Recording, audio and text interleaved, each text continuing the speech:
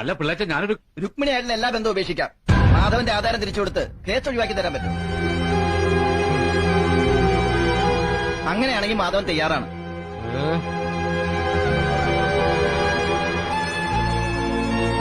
കുറെ കാലം കൊണ്ട് ഒരുമാതിരിപ്പെട്ട വിദ്യകളൊക്കെ അവൻ എന്റെ അടുത്ത് പ്രയോഗിച്ചിട്ടുള്ളതാ.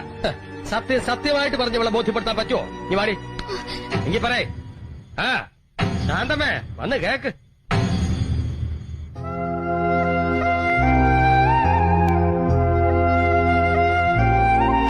കോടതിയില് പിള്ളേച്ചനോട് മുട്ടാൻ വേണ്ട പണവും സ്വാധീനം ഇല്ലാതെ വന്നപ്പോ ഞാൻ കണ്ട ഒരു പോംവഴി നിന്നെ പ്രേമിച്ച് വസ്താക്കലായിരുന്നു. അതൊക്കെ സുഗുണനും നമ്പൂരിച്ചനൊക്കെ അറിയാവുന്നതാണ്.